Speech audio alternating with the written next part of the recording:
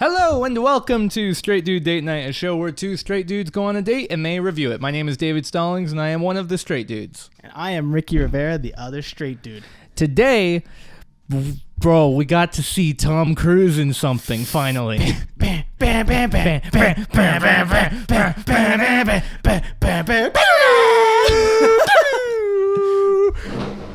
Whoa. Okay, thank you. Ricky just got up and spun around and hugged the wall. Very good. That's exactly what they do in the movie. Baby. Yeah. Yep. Today we just saw the brand new Mission Impossible. There's like 10 of them, I think, but 7, David. Is it 7? Okay. Dude, you act like you don't know everything about these movies. I don't. That's the thing. I've only seen... Look, this is going to be the Creed situation again, right? I'm going to be the take of like, okay, I kind of know the lore, but not really. And then you, on the other hand, binged everything. I watched every movie, and I've got to say, I'm a new Mission Impossible stan. I'm joining the community. I'm hopping in head first. It's a great series, bro. Look, I've only heard good stuff about these movies. I have seen Ghost Protocol, I think was the one. We talked about this at last night. I think that's like Protocol. The 4th one or something. That's like one of the biggest ones too. That was the first Mission Impossible where it was no numbers. They just started naming them. Ah, I see. I jumped in the new era. No more numbers. And it really is a new era because there's Mission Impossible 1, 2, and 3, and those are they feel very like 90s to early 2000s. Okay. And then Ghost Protocol is like, nah, we changed it up. We got a budget. Yeah. Well, they had a budget before, but they said we're going to use the budget and not be cringy anymore, not be corny. Right. Except for one line in every movie. Yeah. It was corny, the first 3. The first one is real corny. I don't get it. What? Do you know what year that was? The first movie? 96.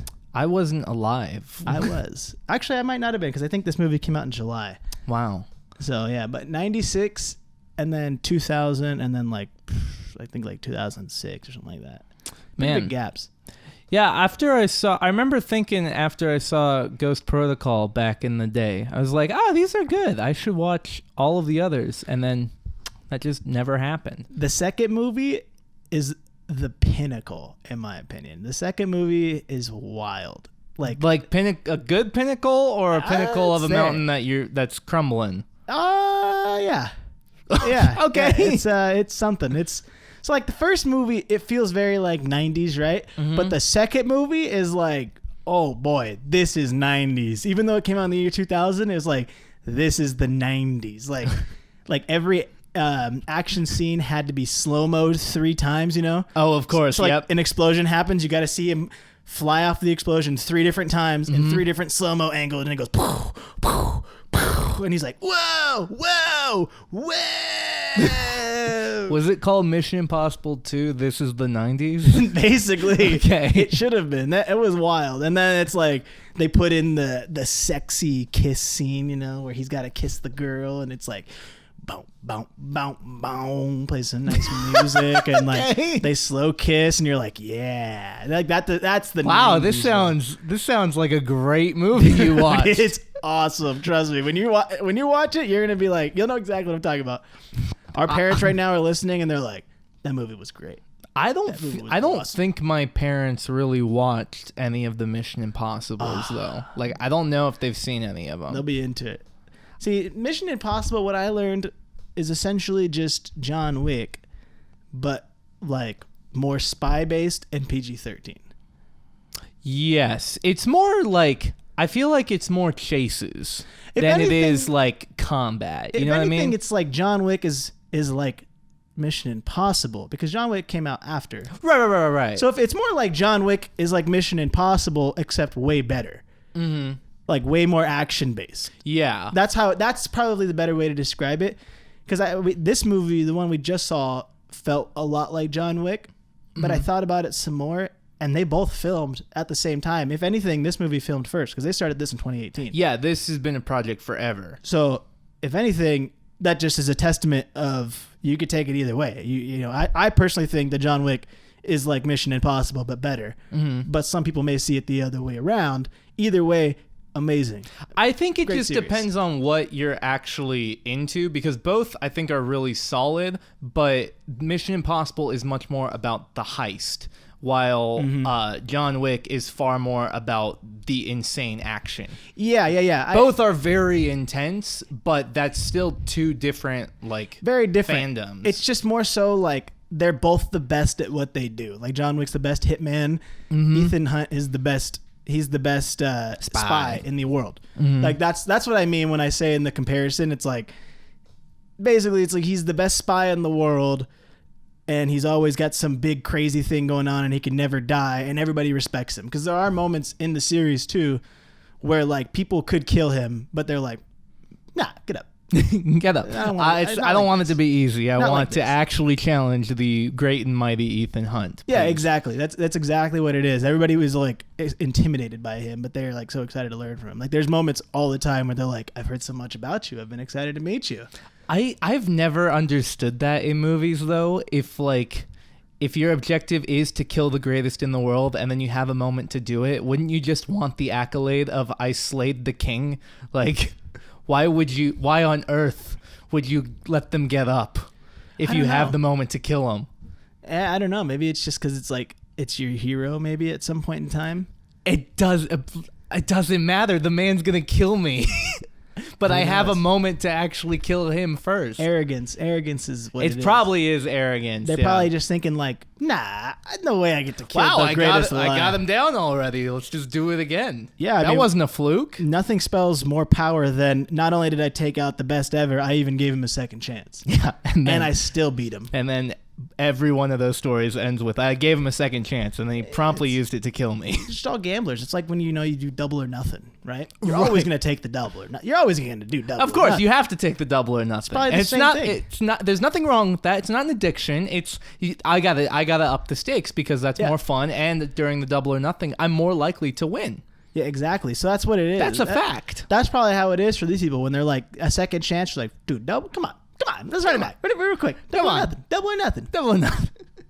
I get double the glory because I took you down twice. Wait, isn't the double or nothing? Doesn't that usually get brought up? Like if you bet me something and then I lose and I go double or nothing, isn't that when it comes up? Not when I'm on top, right? Sometimes it could be when you're on top too. It's like, hey, you want a double or nothing? Like, okay, you offer that. Okay, yeah. Sometimes you could do that too. I think you're right. It is like double or nothing, but I also see it the other way too. Okay.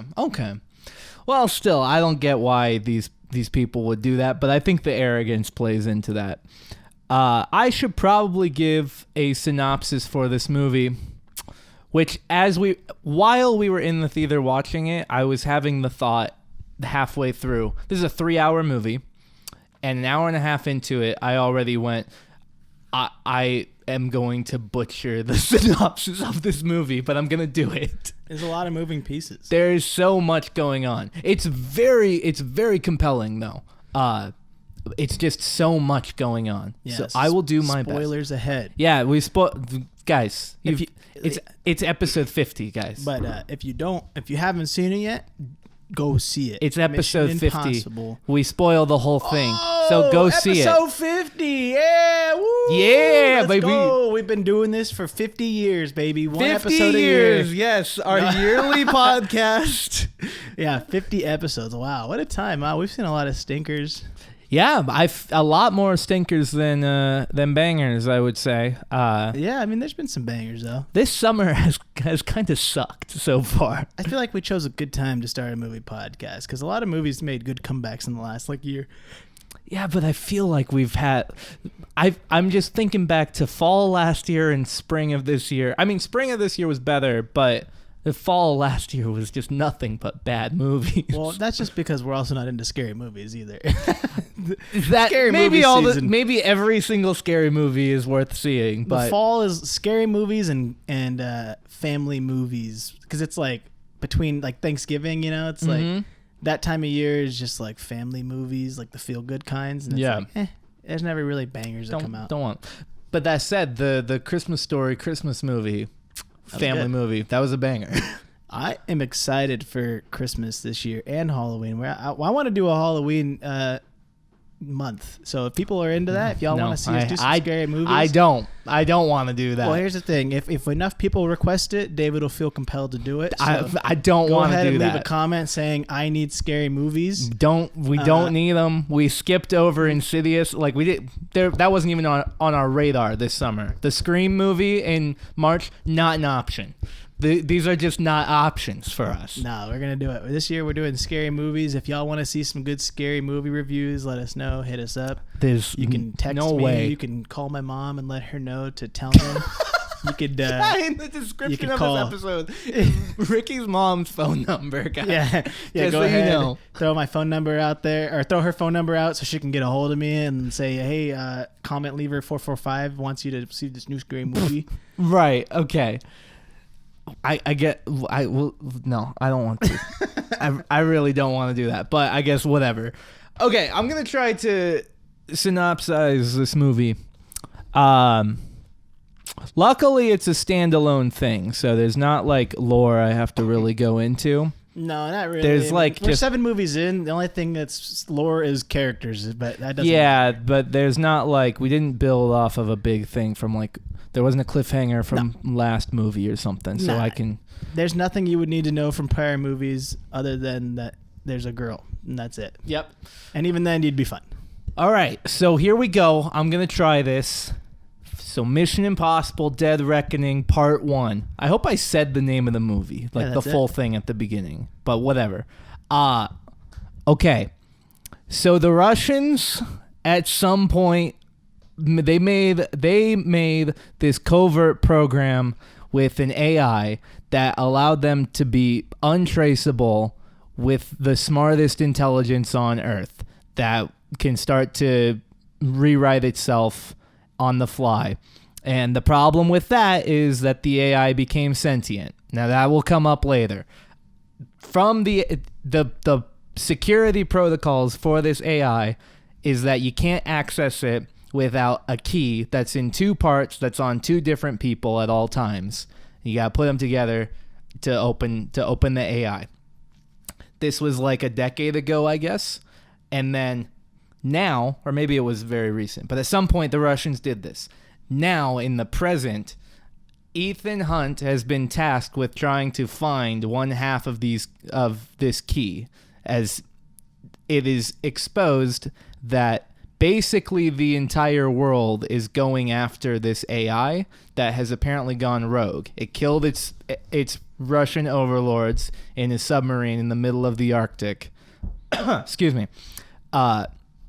And has become sentient and is referred to as the Entity, which is the coolest AI name. Yeah, that is Entity. Such a cool name.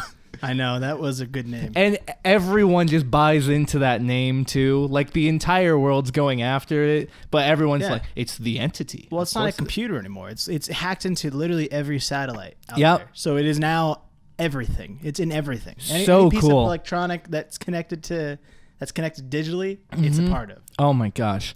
So, okay. Basically, we learn that the AI is already imprinting itself into every major organization in the world. It's not doing anything with that, but it's sending a message of, hey, I could do stuff, and is probably going to. Meanwhile, every world government, every powerful organization and government wants to get the keys in order to find the AI, in order to control it, which will likely lead to world domination for that country. Quietly searching. Yeah. Because nobody wants to help each other, because whoever holds the key holds the power. Yes. This is like first 15 minutes of the movie, by the way. The stakes are ratcheted up so astronomically high immediately, and then 5 minutes later, there's a nuke in the airport. Like, this movie's insane. Ethan has been tasked with finding a half of this key. He does not know what it's for originally, and him and his team, he finds it. Oh my gosh, I'm trying to find all the pieces for this. Yeah, so they go. He gets the key. He gets the key from Ilsa. So there's a girl that he used to work with, and the This government is going to be an hour-long synopsis. I got you. I'll help you out. The government knows that this girl has one half of the key, and everybody's after her. Like hitmen are after her.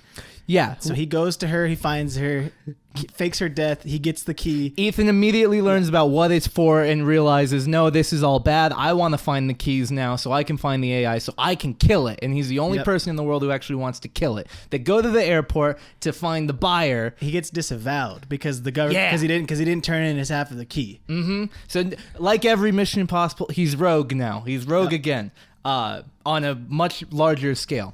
He's trying to track down a buyer for the key, which he will sell it to, and then he'll follow where they go to get the other half of the key. Meanwhile, he meets a thief named Grace who pickpockets the key off of the buyer, and now there's a whole dilemma of he's trying to get the key from this thief.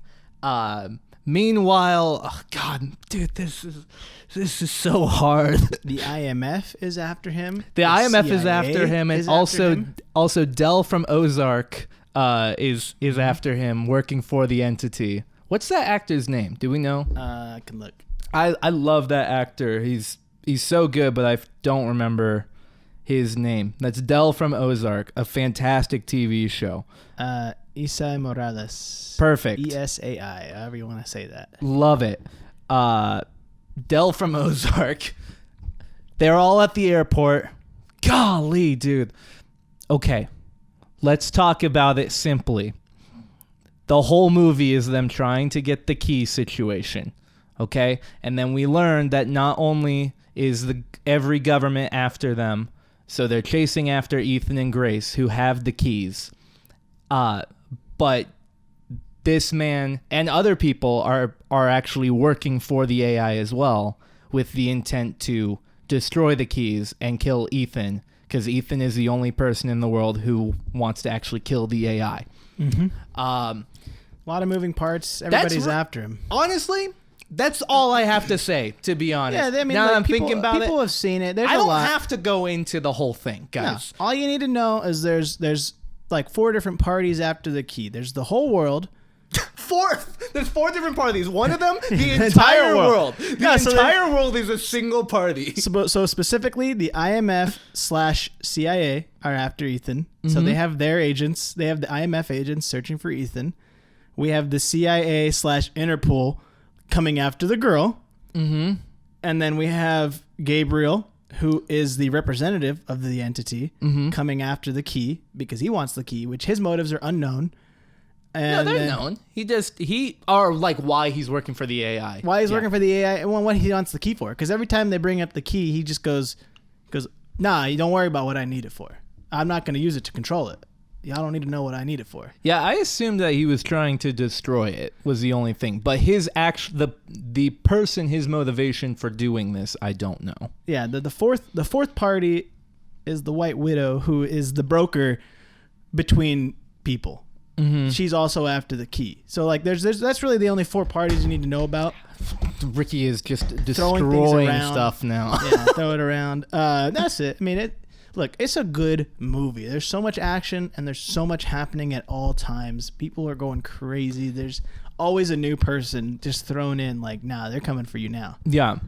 And here's the thing. I was thinking about this mainly during there's an entire 20-minute sequence in Rome with this huge chase where Ethan and Grace end up handcuffed to each other and are being chased by all of these different groups. Yep, the police and Gabriel. They are in the smallest car and trying to drive with only one hand. It's insane.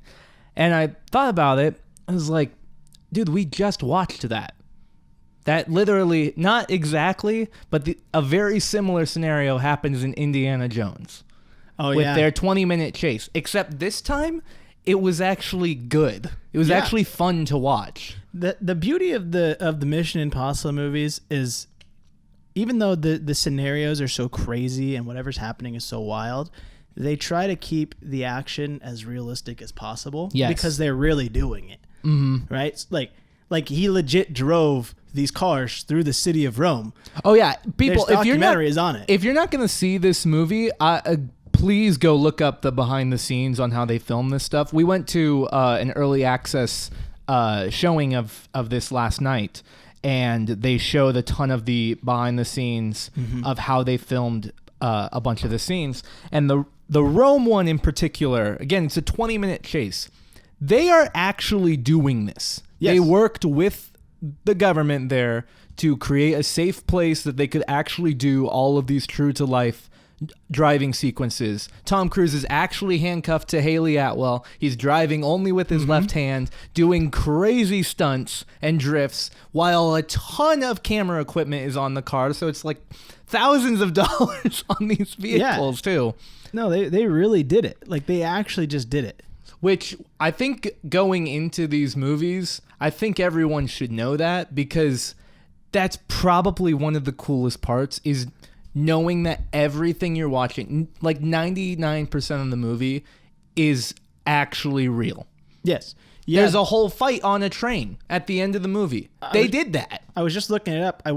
After we watched the movie, Paramount Plus actually has a behind the scenes special, and it's like 30 minutes long, and it goes over it has some of what we saw, but it has different fight scenes, like all the action scenes. They go into the background of it all, and everything is real. The train scene where they throw a train off a cliff, they legit built that train, bro. They said in the documentary, they go, yeah, there's not many trains out there that we can just buy and throw off a cliff, so we just built one. And they built the train and threw it off a cliff. Oh my Tom Cruise, gosh. when they're hanging off the side of the train, that's all real. Like, they really just filmed that exactly like that. Dude, these people are insane. Yeah, doing so this. they built the train. They filmed all those scenes real life. They didn't go into the one we were super curious about, is when they're in the train and it's falling off and they're trying to get through. They didn't show that behind the scenes, but that's whatever. But yeah, they legit built this train just to do all this. He legit drove a bike off a mountain and then free-falled. Tom Cruise actually got into speed flying, which is when he's going through the air in the parachute and he's just like weaving around. That's called speed flying. He legit trained for years to do this, just to get the scene. So like all that stuff of him going down in the parachute and like just flying through the air, he's going like 100 miles an hour downhill. Like, that's just all real shit. Real stuff. There it is, 50 episodes for me or Ricky to cuss on accident. 50 episodes. We made it. There it is. Yeah. Yeah. We can be explicit finally. Let's go. Poop. That was like half. I don't think you hit the T on the word. I hit the first three. Now I have to leave it. I made a whole big deal about it. That's fine, dude. That's how cool it was. One every 50 episodes. Okay, we get one. Minus Colton. Colton uses up like 6. Yeah, we could have had more. Colton used all of them. Yeah, all that. Even the Rome scenes, he said, like, Tom Cruise is literally like, the most stressful part about this isn't even like everything going on. It's, I don't want to hit these buildings because we're driving through historical parts of the real. city. Yeah, he was like, we're driving through Rome. Like, that's what I'm scared of, is hitting a building. Like, I don't care if I hit cars or sets or whatever, cameras. I don't care if I hit that. Yeah. I just care if I hit a building. I don't want to ruin the city. So all of that, all the stunts they did, man, it's so cool. They just show everything in there. But the train thing, I thought you'd find that fascinating. That they legit just built a train, and the interior of the cars, they built all that too in the train. So all that's a crazy set idea of we're gonna actually build the train and then create a situation where we just throw five blocks of the train off the side of a bridge. And every train car has a different thing. They built all that, like the kitchen, that's all in there. All of that stuff. That's some dedication right there. Like, that is so cool. That is so cool that they actually went through the effort to build everything. That's big money. But also, they started filming in 2018, right? And it got delayed because of COVID, I'm pretty sure is the situation. I wonder if during if there was a break in the filming and all of that, if they were like, what if, we can't all get together and it's hard enough. Why don't we, in the meantime, actually build the train? Why don't we actually... Let's just do it now, I guess. It's going to take forever. Dude, the sets they had to build, building the train and then even the mountain jump, they built a whole jump. It was a huge ramp. Right? Yeah, they built a huge ramp to put out there for that. Yeah. And then just the setup it takes, too. So, like, there's a part where they're going through... Is it Venice? Where they're everything, like, is all boats. Yeah. Like they're legit in Venice, which is insane because there's no streets in Venice. There's no cars allowed. Yeah. So everything that they're transporting in is all through ships, like little boats. Yep. So like they had to get all the camera crew loaded up on a little boat and just row through the canals. Like, Yeah. dude, just to film the club scene. Yeah. How much work had to go into setting that up is insane. I also was thinking about in Venice, there's a fight scene between Ethan and two bad AI people, and they are in the smallest alley corridor known to man. So there is no way around each other, and they do an entire fight sequence in there. And I was thinking the whole time about the actual setup for the cameras through this scene, that must have been so difficult to figure out. Oh yeah. Oh my gosh. Oh yeah. No, yeah. Like it's a commitment. This is definitely a passion project, which is what I love in movies. I mean, I say it all the time. That's my big thing is like, I love a movie where you can feel the passion being put into it, which I think is why I was so enthralled with the Rocky movies. Cause like, that's all it was. But that's how Mission Impossible feels. That's how every movie has felt. They've all felt like just passionate. Tom Cruise just wants to make something cool. Yeah. Because there's different directors throughout, but the only thing that stays consistent is that he wants to up himself every single time. Yeah. And he wants to make it as real as possible, which is, I respect that, man. Because there's so many actors nowadays who, I mean, like they don't want to do anything. Even look at Marvel. How many issues we have with actors who just don't want to put makeup on. Yeah. And it's like, dude, Tom Cruise is flying off a freaking mountain. Yeah. Do you think? The man is actually near death in everything he does. He's 60 years old and he's like just throwing himself off the side of a mountain, in wind, just a little shoot, just for one shot. It was so cool with, I think towards the end, like the last 30 minutes of this movie, like really ended on such a high note.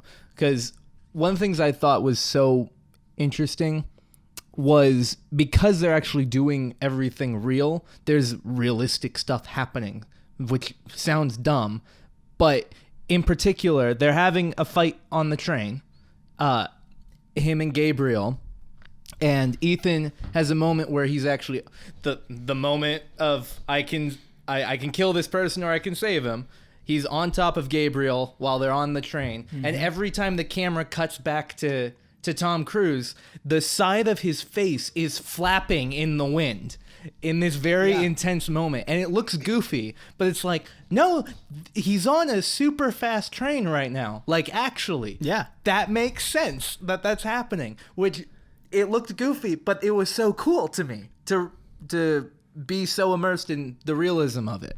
Yeah, dude, they are so good at like making the realism, right? Like even in the car chase scenes, there are times where you think like, there's no way they're really filming this. Everything is real. Like when they powerhouse through all the scooters, they're really just powerhousing cars, throwing them off. Like we're throwing cars off staircases. Like so much money was invested in just, hey, we're going to destroy everything. I was watching that documentary and I looked it up too.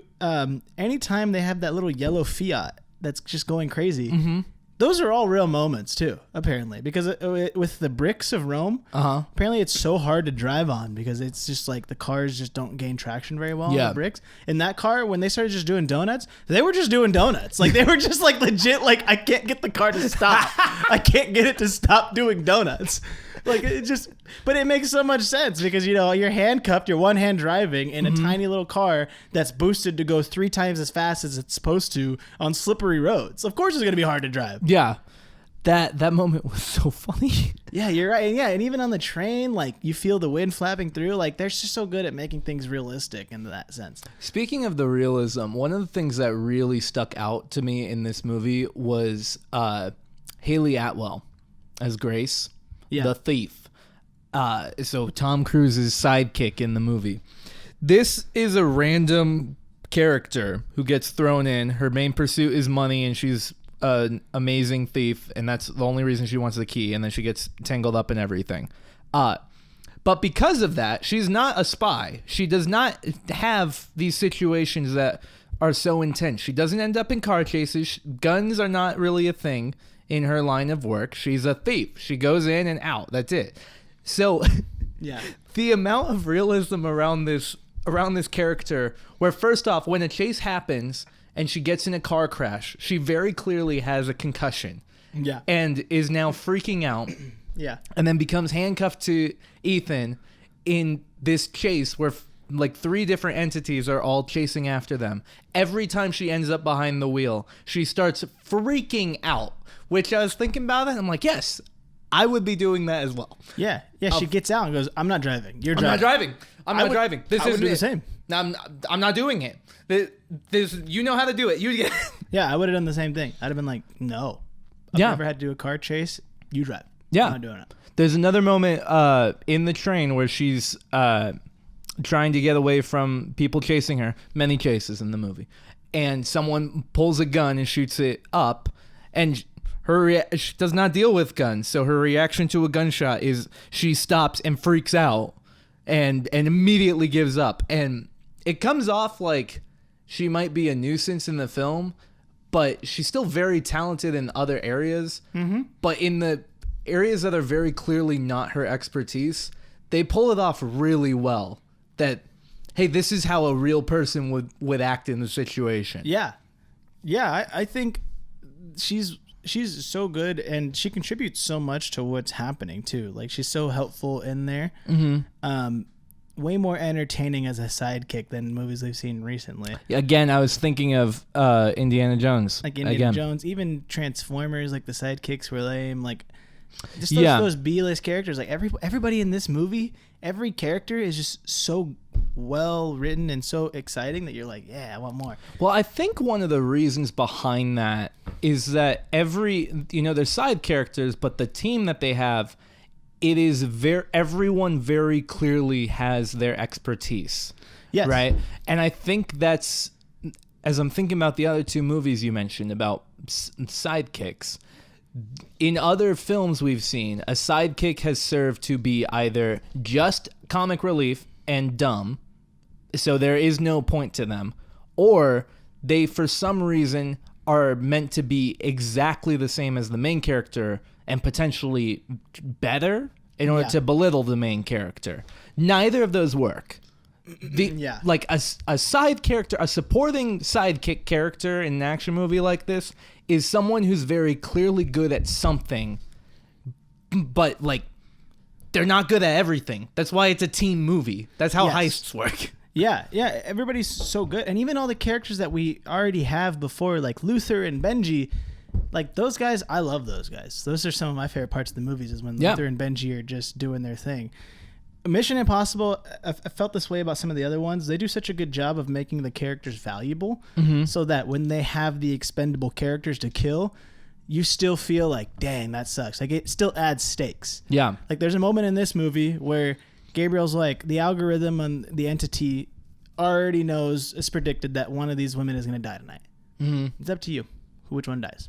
You can decide if you'd like, or just leave it to fate. One of them's going to die. Yeah. And the whole time I thought to myself, like, dang, I actually don't want either to die. I don't. Because one of them is like, she's not necessarily like a love interest, because that's been Ethan's whole thing, is like, he can't get seriously involved with any women because he knows his life. They always end up dead. Well, that happened in like the third, I think it's the third and the fourth movie. He ends up marrying a girl.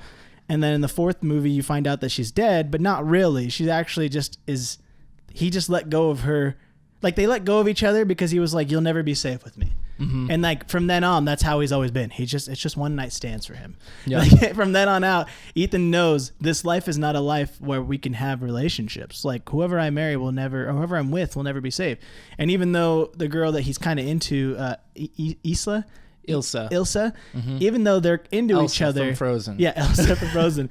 Even though they're into each other, they know that they can't be together because that's just not their lives. Yeah. So it's like, there's that interest, and then there's our new character, Haley Atwell's character, where you're more okay with her dying, but you're also kind of like, yeah, but she's kind of like a little sister to Tom. Yeah, but she's been cool. She's actually fun. She's I don't want her. Why are we killing the women? Yeah, like, I don't want either to die. Grace is fun, and Grace kind of comes off like a little sister vibe, is what I got from it. It wasn't necessarily a love interest. It was more like, I was you. Like, that's how Ethan feels the whole time, is like, I was you before I was an agent. Like, I get it. Whatever you're doing was literally me. Yeah. Please let me help you. Yeah, I loved all the characters in this movie. Benji, that's my guy. Dude, even the villains.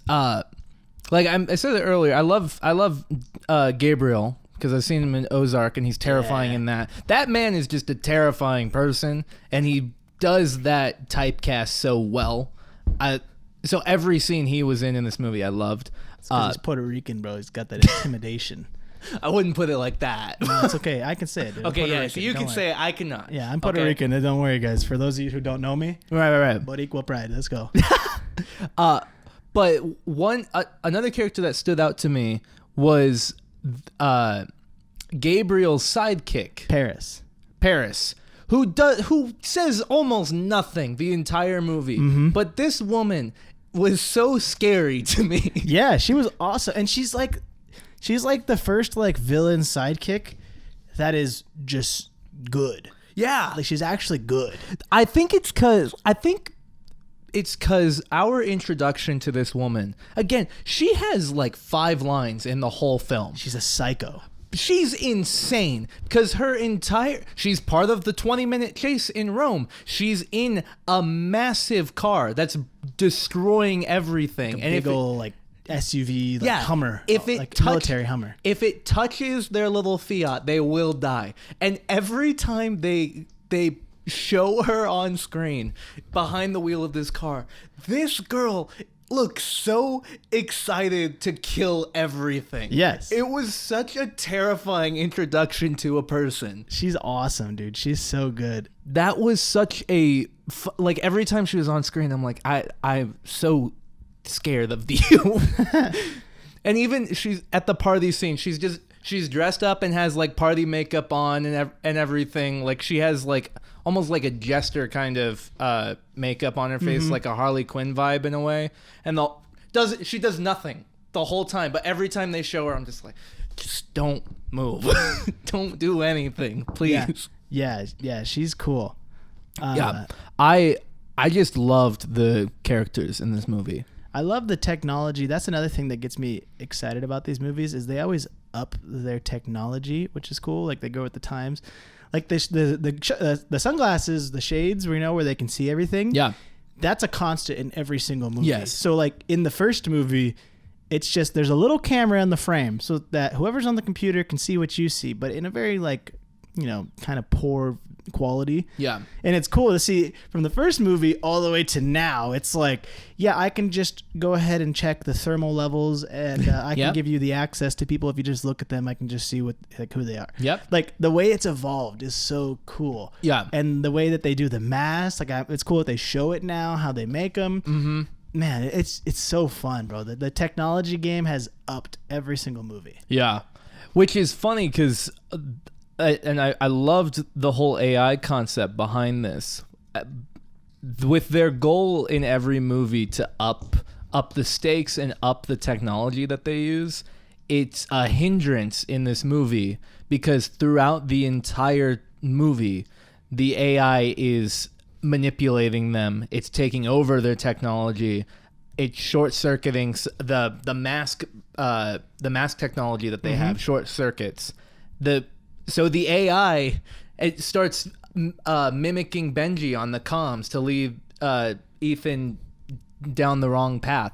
All of the crazy cool tech that they have now is all terrifying to use, which is such a cool development.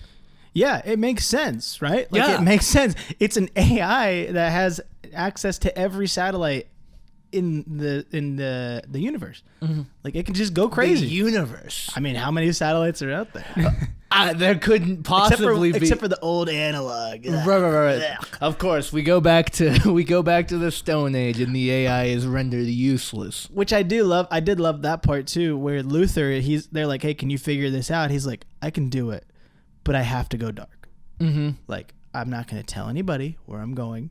I have to just sit down and really crack this code. I got to go analog. Mm-hmm. Like, nobody can know where I am. Yeah. And I will see you when I see you, if I see you." Yep. Like, I'm sorry, but this is just the way it has to be, which is so smart because that's really what you got to do. Mm-hmm. Most movies would have been like, I'm hacking it right now, and it's like, oh yeah, the AI just doesn't do anything against that. The AI kind of forgot to check in. Like, no, he's smart about that. I'm like, nope, I'm not even gonna tell you where I'm going. Yeah, I just gotta go. I'll see you next movie. Yeah. So that was cool to me. I'm excited. It gets me super pumped for the second movie. Yeah, I am. This movie ended so well, and there is so much more that they have to do. So I am hyped for the second one already. I know. The only bummer is that we gotta wait till next year. Yeah, But the biggest dub is that it's only next year. Every movie's been gapped huge. Like the last one came out 2018. The one before that was like 2014 or something, 2013. Like, so there's big gaps. So I'm happy that we get right now. The only thing with this movie that I think is one thing I was thinking about is that we haven't had a movie in a while, I feel like, that's about AI taking over in some way, which in talking with some people, it seems like there is a group of people out there that are scared of this situation, and seeing these movies articulate that is terrifying. Yeah, it's pretty scary. But all I can think about every time with any kind of AI concept of them taking over the world or anything like that, all of this year so far, I've been watching streamers who do a lot of coding while playing video games and stuff, and they've been using ChatGPT, which is a huge AI right now, and they'll make characters out of it and everything. And watching this AI work, it's so smart, but it's also so extremely dumb. Every time I talk to someone about like AI is going to take over the world, I always think about this stupid AI trying to articulate some character, and it just starts screaming, like actually starts screaming in the text that it provides, and it's hilarious. So I was thinking about that the whole movie. Oh, with ChatGPT. The AI is scary, and then I think of real life AI right now, and it's like, it's not. It's not. Yeah. The thing with this one though, it seems like which most movies they don't do. This one seems like it has a failsafe and B, a way to control it. Mm-hmm. Which, again, in the second movie, maybe we retcon that. Maybe that's not the case. Maybe that's the twist. But as of right now, as it stands, is that there is a failsafe to stop this thing, and there is a way to take control of this thing and make it work for you. Yeah. Which is so smart, because every movie that involves AI is like, we didn't think about that. Wait, a failsafe? Well, we programmed it into it. I don't know. Couldn't be possible. Why would I program a failsafe? Like I think of like Megan. Yep. With that movie, it was like, no, why would we didn't have time for the failsafe. Not a single thought of the security of it. Yes. Of I'm trying to make an actual sentient thing.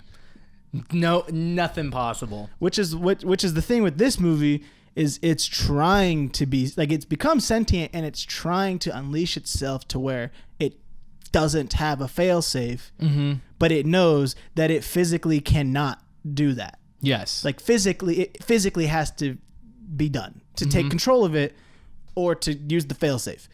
Which I think is why he's using Gabriel, because once he gets Gabriel, then he can just have Gabriel go somewhere in the world and die, and then nobody gets the key ever again, right? Yeah. Which is kind of what the motive is. Again, I think with Gabriel, I really don't think they ever say what his motive is, because every time they talk about the key, he's just like, I need the key for the entity. Yeah. And like, oh, you're going to take control of it. He's like, I have no intentions to take control. Nope. No intentions for me to take control of it. It came off to me that his whole vibe was that the AI is in the prospect of a potential world war happening. If someone becomes in control of the AI, there is another option, which is that a world war happens led by the AI. I would rather be allied with the AI. Yeah, that was like the vibe. Yeah, and that's cool. Which that's a good third party, as compared to, oh, we want to control it, or oh, we don't want people to control it.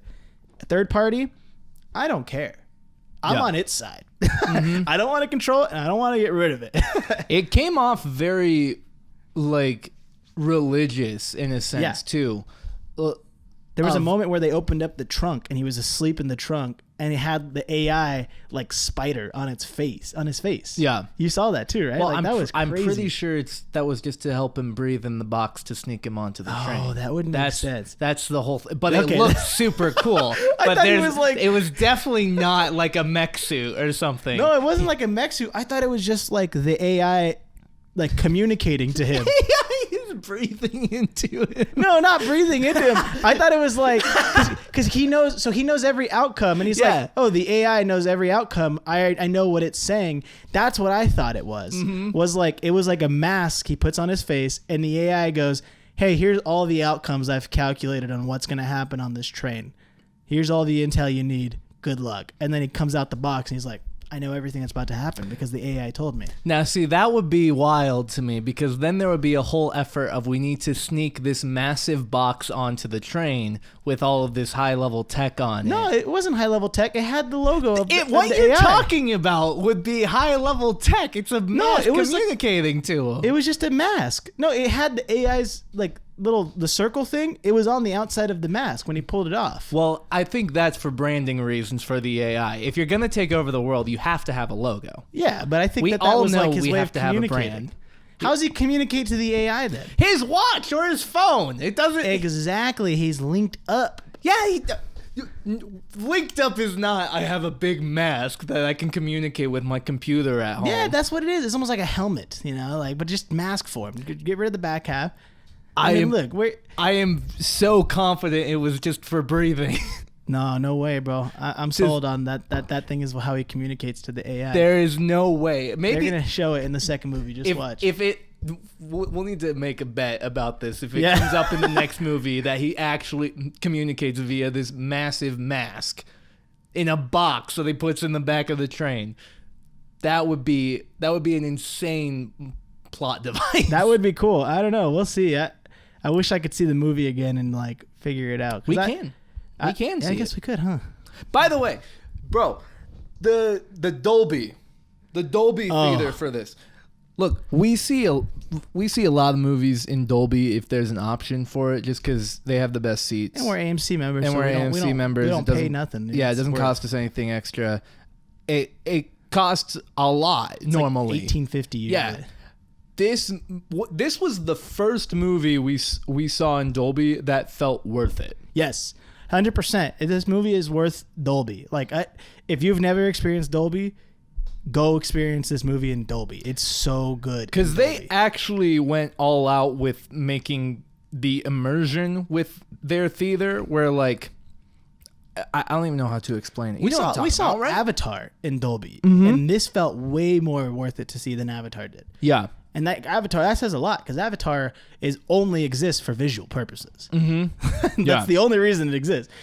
So this movie was insane. You're so immersed. Like, you feel when the train's passing by, you feel like the train's passing by. Yeah, I feel like it's more of that, because Avatar was wonderful, but that was mainly for the visuals of it, right? But Dolby was so worth it for this movie. I think mainly because they actually used the like vibration system with the chairs way more than I think we've ever experienced. And it's not aggressive. Like, there used to be a theater called D-Box, and that was like your chair moved with the movie and all that. And that was cool. But sometimes it's a bit too much, or sometimes it's not worth it at all.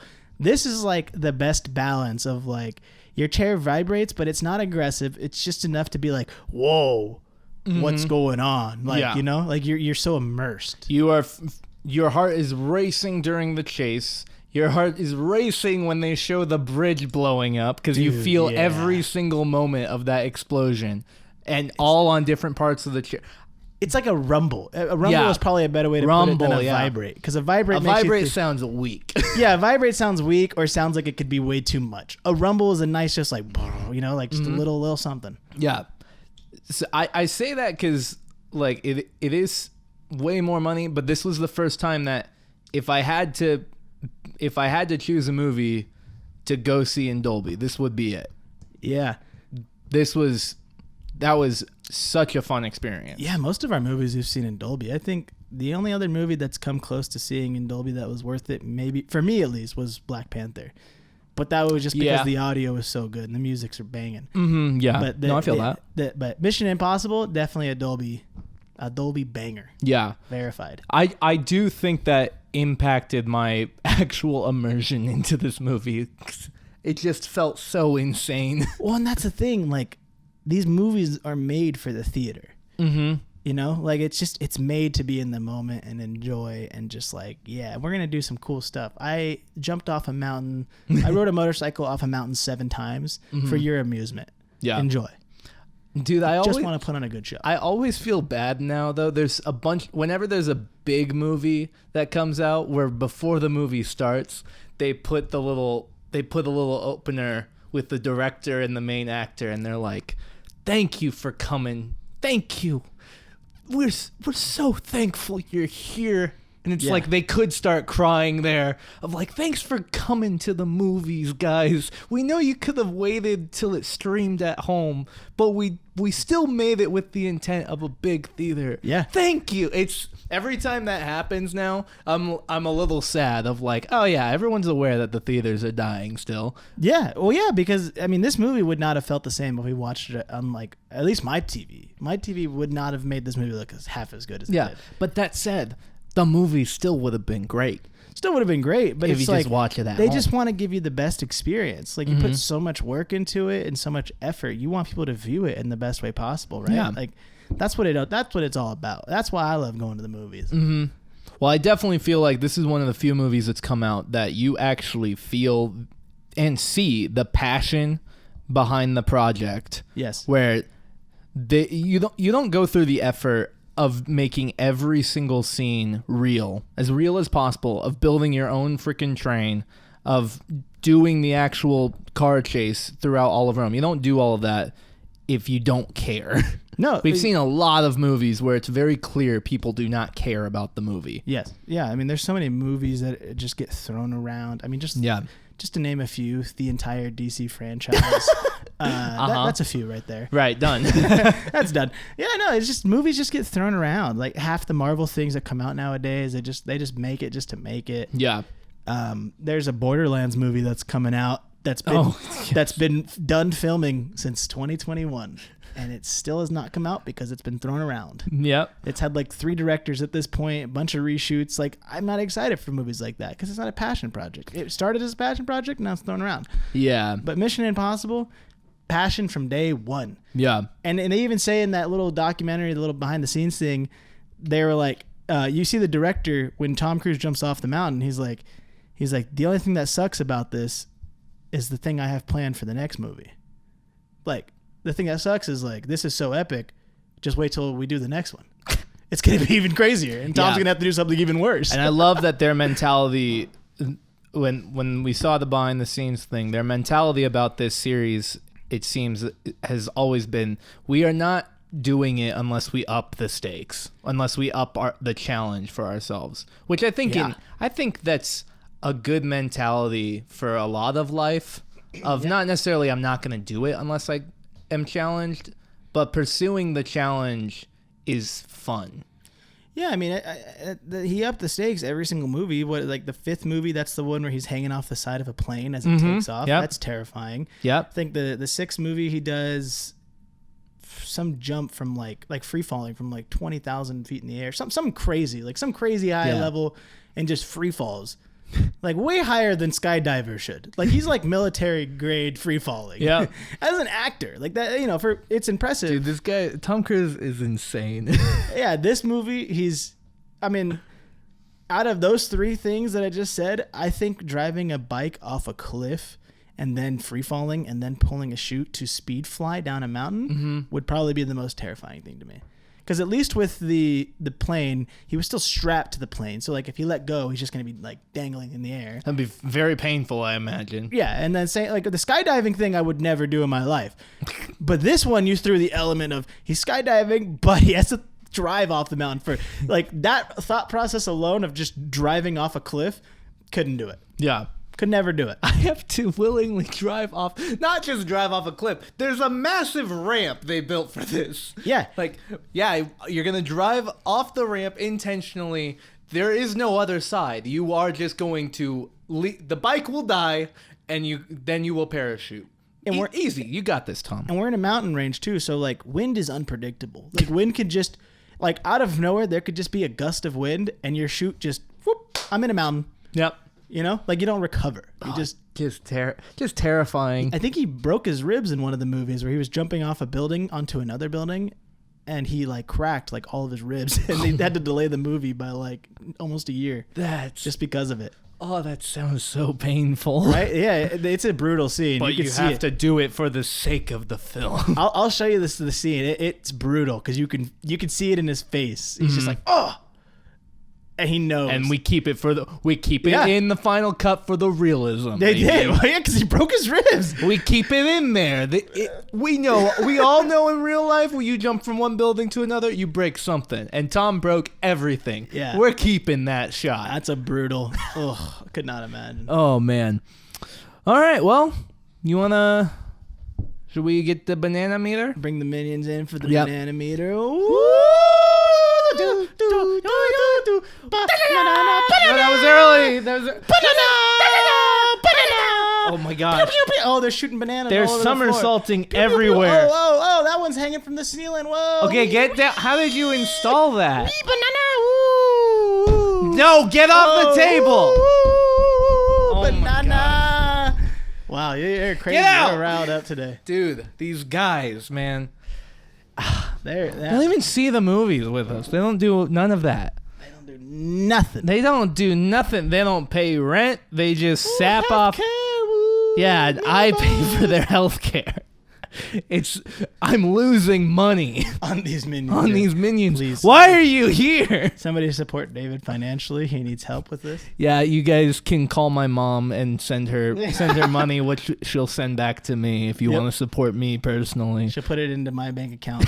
Their bank accounts are linked. Just trust us. We have a whole system set up with our mommies. That's how it works. Only 3 transfers a week. Just because my mom, she's got to make sure I'm not doing irresponsible things. Yeah, I was taught to have the weekly allowance thing growing up, and then that just never stopped. Transferred into my mid-20s. Yeah. Mm-hmm. Yeah, I can't survive without my little allowance every week. So, shout out to moms. Moms everywhere. Shout out to moms who still give their 20-something-year-old kids allowance.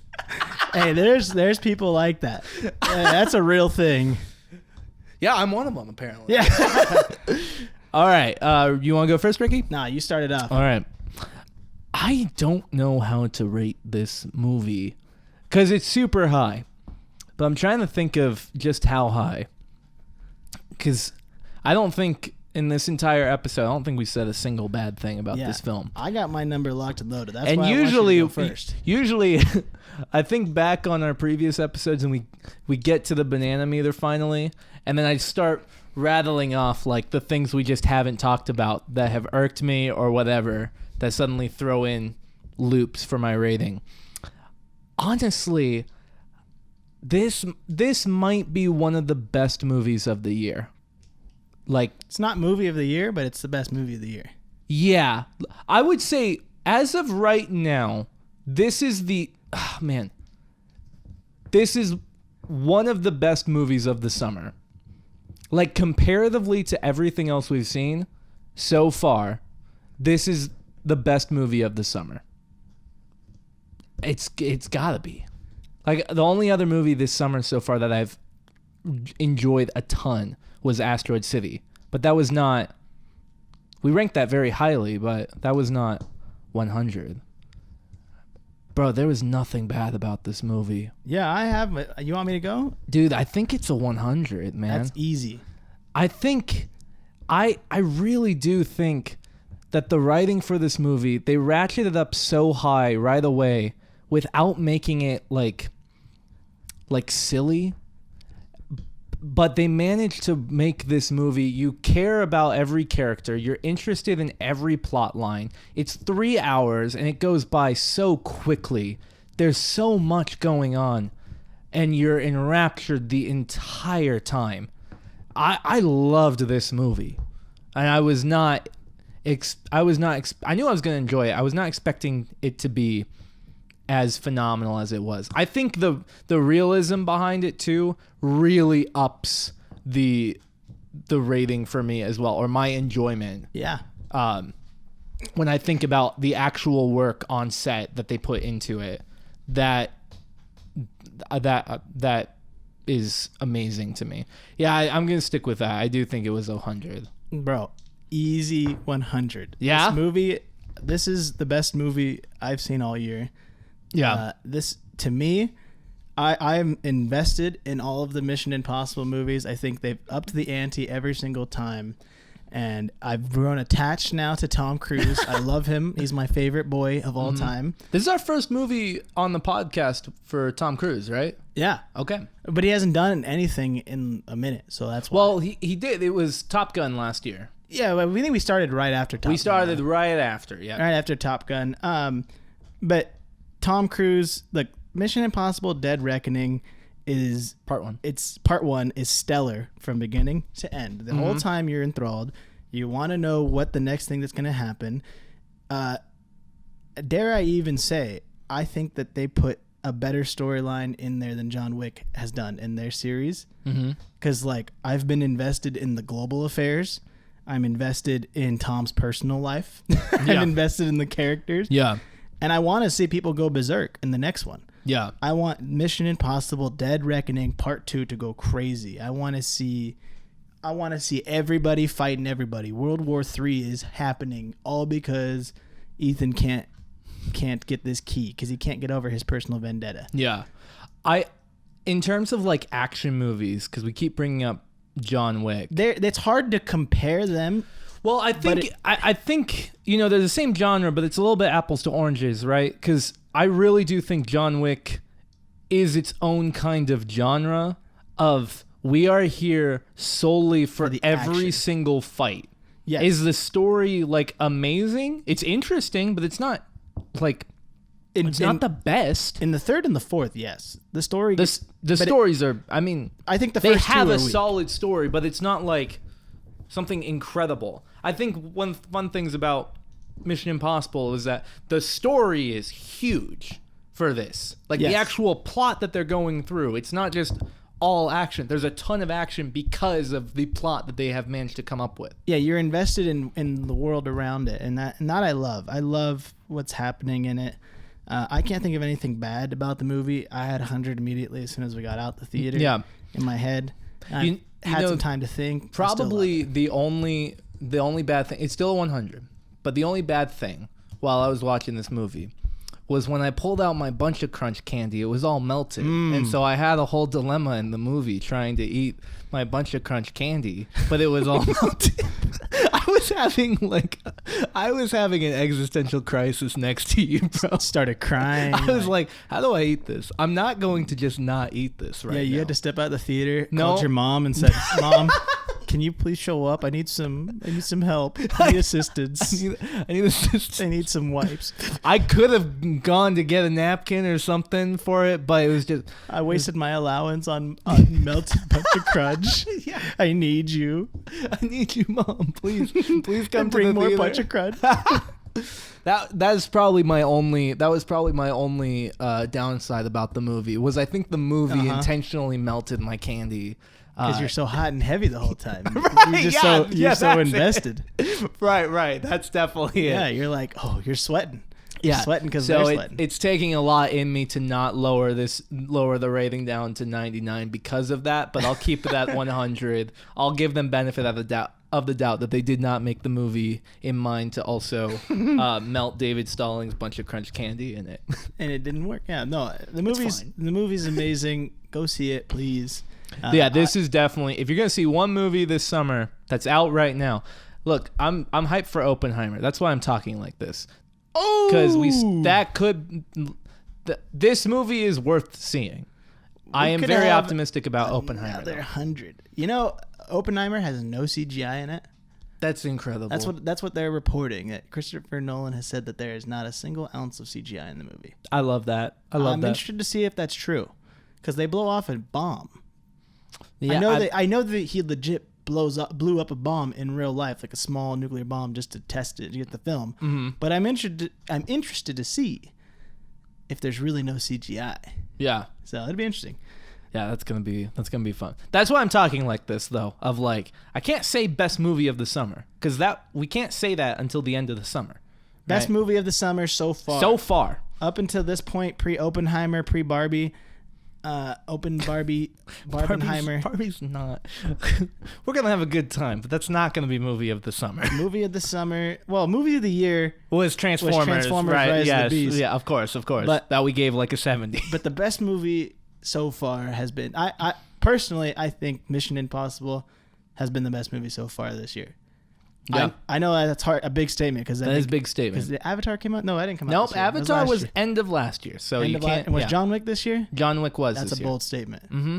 But it's hard to compare because they're both so. I mean, man, that's tough. John Wick 4 was amazing. Yeah, well, this is. I don't know. Actually, maybe John Wick 4 still beats Mission Impossible. but it's just so hard because like maybe they're Mission- fully tied. No, John Wick was probably better, but I mean, it doesn't matter. They're hundreds. There's no. Yeah, better. they're hundreds. There is no they're better. hundreds. There's nothing to do about it. They're hundreds. There's no betters. There's just S tier. There's just Yeah. elites, right? There's just us elites out here, you know. Yeah, a hundred. So That's right. 100 Mission Impossible: Dead Reckoning Part 1 out of 5. That does mean though, I made a joke to you beforehand that this is a 5-hour movie. That's kind of true if you combine the two parts. Oh, that yeah. next part's going to be 3 hours. Oh Probably. yeah, that's probably why they split. I mean, maybe for money, but they could have written the script and they're like, "Hey, we're doing one final movie," and then they wrote it and it was 500 pages, and they were like, "Guess it's gonna be 2 movies," and we deal with that. It's got to be. But I personally, I wish that they would wait 3 more years just to say that they made 8 movies in 30 years. that's a long time. Almost been 30 years since the first movie. That's crazy. Yeah, isn't that nuts? But I don't want about- them to wait. I want the next movie I know. I need tomorrow. it now. I need it now. Yep. I felt this. I haven't felt this way since probably getting out of Infinity War, where I'm just like, I want to see the next movie right now. Yeah, it does give that a similar feeling. Yeah, I haven't felt this way in a while, and it's exciting. I'm like, yeah, I'm ready for the next one. Just give it to me. Yeah. Well, with that, I think we're done. This is great. This is a good movie. Yep.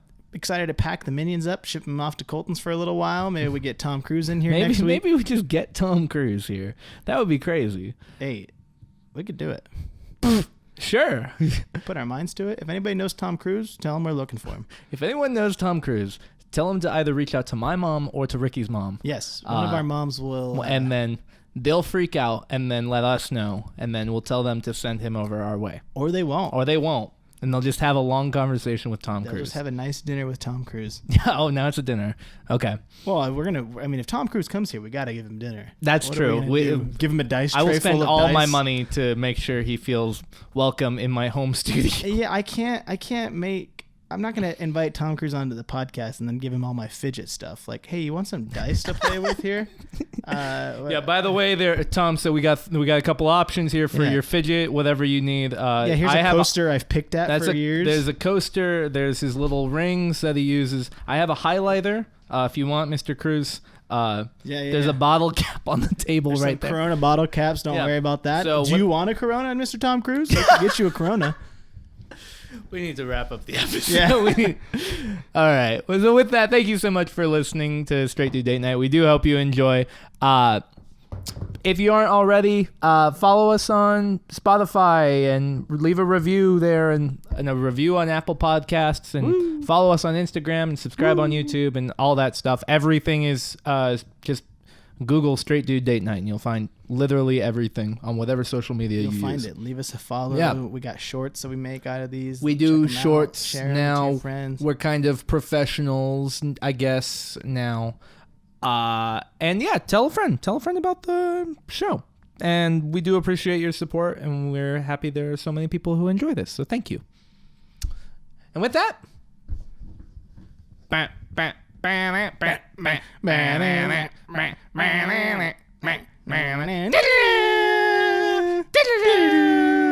This podcast will self-destruct in 5 seconds. oh no!